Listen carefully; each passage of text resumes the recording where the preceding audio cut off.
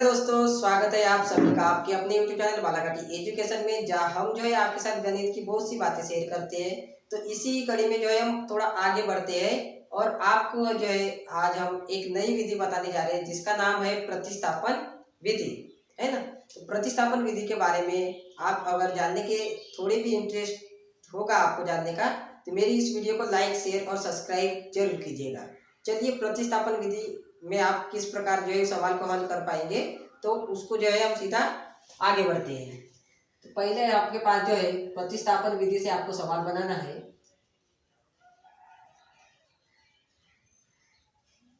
प्रतिस्थापन विधि, है ना।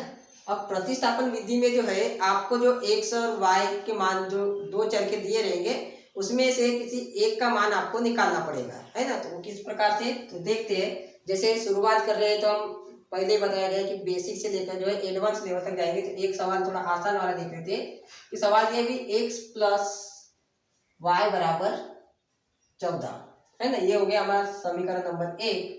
और इसी प्रकार से जो x माइनस वाई बराबर दिया है 4, ये हो गया हमारा नंबर 2, है ना।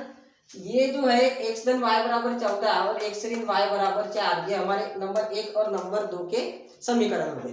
तो इसको जो है आपको कोई भी एक समीकरण से लेकर चलना है। जैसे एग्जाम्पल के लिए जो है हम ले लेते हैं भाई कि समीकरण 1 से चलते हैं हम, है ना। ये समझ लीजिए कि हल लिख देते हैं हम। हल कि x धन वाई बराबर 14 और x ऋण वाई बराबर 4, है ना। इनको मिटा दीजिए, हमारा प्रश्न हो जाता है। ये हो गया नंबर 1, ये हो गया नंबर 2। इस प्रकार जो है आपके पास दिया है, तो आपको कोई भी एक सवाल जो एक समीकरण दिया है उससे लेकर चलना है। जैसे हम नंबर 1 वाले से चल रहे हैं, तो समीकरण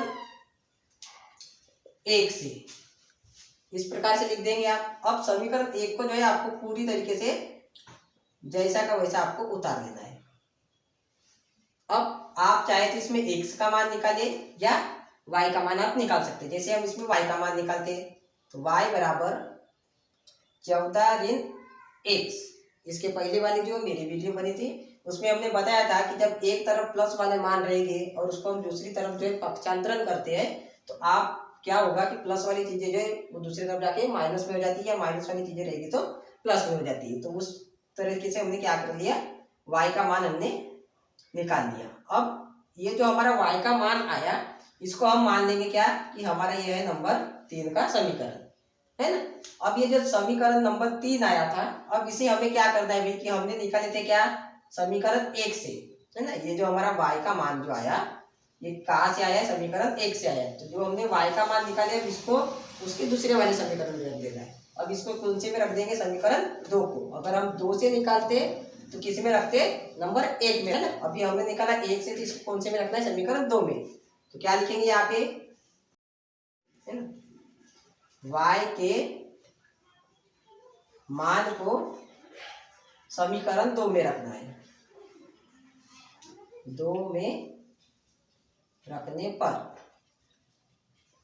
है ना, इस प्रकार से आपने बता दिया कि आप जो है y की जगह पे क्या रखोगे, इतना मान, है ना। तो ये x ऋण, एक बार जैसा का वैसा समीकरण उतार देंगे।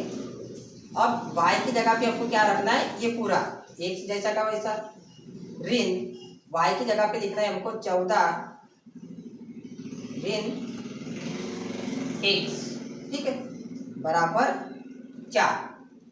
यहाँ तक चीजें आपको समझ में आ गई होगी। अब इसके आगे में हमको देखना है कि भाई ये कहा गया कि जगह पे हमने रख दिए इतनी चीज, है ना। चाहे तो आप यहाँ पे कोष्टक भी लगा सकते हैं, ऐसा, है ना, कोष्टक आएगा। y की जगह पे क्या लिख दिए हमने, इस तरीके से चीजें लिख दी। अब यहाँ पे हमको देख लेना है कि जब ये कोष्टक खुलेगा तो क्या आ जाएगा, एक ऋण का इधर अंदर गुना होते हुए कोष्टक खुलेगा, तो यह आ जाएगा ऋण 14, है ना। अब ऋण का गुना ऋण 1 से होगा, ये क्या आ जाएगा, ये धन 1, है ना, और बराबर 4। इतनी चीजें आपको समझ में आ गई होगी। कोष्टक को जो है हम गुना करते हुए खुलता है कोष्टक, तो इसको इस प्रकार से खोल देना है।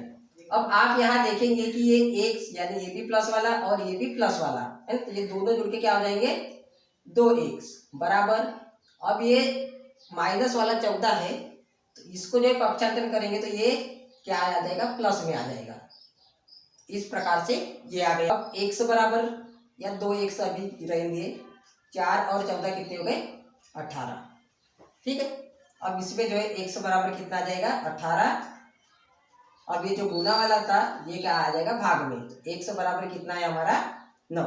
इस प्रकार जो है आपको x की वैल्यू पता चल गई कि x का मान कितना है 9 निकल के आया हमारा, है ना। कि भाई 18 थे, उसको दो लोगों में हमने बांट दिया तो दोनों के पास कितने कितने बचेंगे 9 9 आ जाएंगे, है ना। अब ये जो समीकरण नंबर 3 था उसी को जो है x के मान को उसमें रख देना है। क्या लिखेंगे यहाँ, x के मान को समीकरण 3 में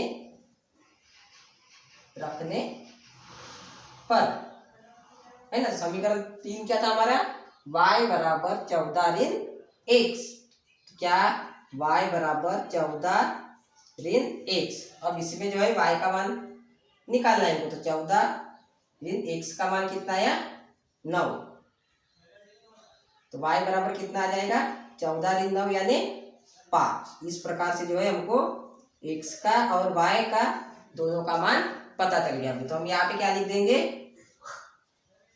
अतः x बराबर 5 तथा y बराबर x बराबर 9 तथा y बराबर 5। ये क्या हो जाएगा हमारा आंसर हो जाएगा, है ना। एक बार फिर रिवीजन कर लेते हैं इसका कि x और y जो हमारे पास इस प्रकार के जो दो समीकरण रहेंगे समीकरण, उसमें से क्या करना है आपको कोई भी एक समीकरण को लेके चलना है। जैसे हम यहाँ पे पहले वाले को लेके चले, इसमें से जो है आपको y का या x का दोनों में से किसी एक का मान निकाल लेना है ना। दोनों सिंगल वाले है तो हमने पहले वाले समीकरण से y का मान निकाल लिया। अब आप जिस वाले समीकरण से पहले या दूसरे वाले से आप जो मान निकालेंगे उसको जो है दूसरे वाले में रखना है। जैसे हमने पहले वाले समीकरण से y का मान निकाला, तो ये जो नंबर 3 हमारे पास निकल के आया समीकरण, उसको समीकरण 2 में रख देंगे, है ना। अब 2 से जब हम निकालेंगे उसको, तो कोई भी एक मान हमारे पास निकल के आया। जैसे हमने यहाँ पे हल किए तो x बराबर कितना निकल के आया 9 निकल के आया, है ना। जब x की वैल्यू आपको पता चल जाएगी तो जो आपके पास समीकरण नंबर 1 था उसको आप क्या कर देंगे, उसमें x की वैल्यू आप रख देंगे तो आपके पास y का मान भी निकल के आ जाएगा, जैसे इस प्रकार से आया, है ना। तो यहाँ पे हमारे पास क्या निकल के आया कि x बराबर 9 है और y बराबर 5 है। तो आशा करता हूँ कि इतनी चीजें जो है आपको समझ में आ गई होगी, है ना। ये एक आसान सा गणित हो गया। इसके बाद में जो है हम एक डबल डिजिट वाला करके देखते हैं प्रतिस्थापन विधि से ही, है ना। तो इसको मिटा देते हैं पूछ करके। आशा करता हूँ कि इसके पहले जो है हमने सिंगल नंबर वाला एक देखा था, तो वो जो है आपको बहुत ही अच्छी तरीके से समझ में आ गया होगा, है ना। तो वो थोड़ा बेसिक लेवल का था, इसको जो है थोड़ा और लेवल को अपने उठाते हुए थोड़े आते हैं। तो ये हो गया भाई आपका नंबर 1 वाला, है ना, और ये नंबर 2 का समीकरण। ठीक है, तो जैसे पहले वाले सवाल में हमने देखा था कि आपको जो है नंबर 1 या नंबर 2 में से जिसमें भी आपको आसानी जाए उस वाले समीकरण को आपको पकड़ के x या y वाले दोनों में से किसी एक का मान आपको निकालना होगा, है ना। तो जैसे हम पहले वाले समीकरण में देखते हैं कि x धन y बराबर 5, दूसरे वाले में 2x ऋण 3y बराबर 4 है ना। तो अगर दूसरे वाले समीकरण को अगर हम लेके चलते हैं तो वो बटे में मान आएगा, है ना, जो थोड़ा सोचने में दिक्कत हो सकती है। इसलिए हमको क्या करना है कि पहले वाले समीकरण में जो सिंगल वाले नंबर है तो वो सिंगल वाले को लेके हम चलते हैं। तो यहाँ पे लिख देते हैं हम कि समीकरण 1 से, है ना। अब समीकरण 1 यानी x धन y बराबर 5, तो y का मान निकाले अगर हम, तो 5 ऋण यहाँ पे x आ गए, है ना। देखिए कितने आसान तरीके से जो है हमने y का वैल्यू जो है यहाँ पे पता है। वही अगर हम दूसरे वाले में चलते थे यहाँ पे बटे में मान आता है ना। तो ये हो गया हमारा नंबर 3। इस प्रकार से जो है आपको भी y का मान अपना निकाल लेना है, चाहे तो आप x की मान भी यहाँ पे निकाल सकते हैं ना। हमने y का निकाल लिया अभी। अब ये जो नंबर 3 निकला, अब हमने जो पहले वाले से निकाला था, अब इसको जो रखना है हमको नंबर 2 में रखना है। तो समीकरण 3 के मान को किसमें, समीकरण 2 में प्रतिस्थापित कर देंगे हम, क्योंकि विधि का नाम ही क्या है, प्रतिस्थापन विधि। प्रतिस्थापित करने पर, या आप सीधा सा कह सकते हैं कि समीकरण 2 में y का मान रखने पे, तो समीकरण नंबर 2 को लिख देंगे 2x ऋण 3y बराबर 4। अब इसमें y की जगह पे ये रखना है हमें, है ना। तो 2x ऋण 3y की जगह पे आ गया हमारा क्या, 5 ऋण x बराबर 4। अब कोष्टक का गुना करते हुए आपको इसे खोल देना है। 3 5 15 ऋण 3 गुना ऋण x, यानी कि कितना हो गया धन 3x बराबर 4, है ना। अब आपको जो ये 3x वाला और ये 2x वाला है ना, यानी ABCD वाले अक्षर को एक तरफ और गिनती वाले नंबर को एक तरफ कर देना है। तो 2x और 3x कितने हो गए आपके 5x। अब ये ऋण वाला है तो इधर आएगा तो धन में आ जाएगा, तो 4 धन 15। तो x बराबर कितना निकल के आएगा, ये हो गया 19 बटे में 5। तो x की वैल्यू कितनी निकल के आई, 19 बटे में 5। अब ये जो 19 बटे 5 हमारा x का मान निकला, इसके जो है आपको समीकरण नंबर 3 में रख देना है। तो समीकरण नंबर 3 में x बराबर 19 बटे 5 रखने पर आप इसको रख देंगे। आप जो है इसको रखे तो क्या आएगा, y बराबर 5 ऋण 19 बटे 5, ठीक है। अब आप क्या करोगे कि 5 का गुना 5 में करिए तो 25 ऋण 19 जैसा का वैसा बटे में 5।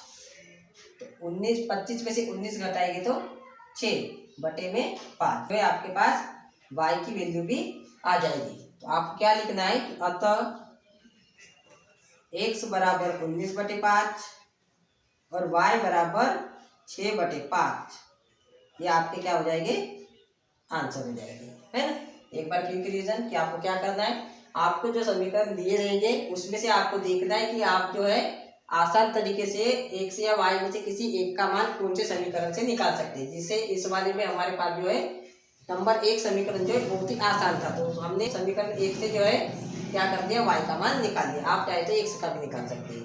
अब आपके पास जो एक मान निकल के आ जाएगा तो उसको जो है जिस वाले समीकरण से आपने प्राप्त किया है उसके दूसरे वाले समीकरण में आप रख देंगे जो मान आप निकालेंगे। अगर x का निकाल रहे तो x की जगह पे रख देंगे, y का निकालेंगे तो y की जगह पे रख देंगे।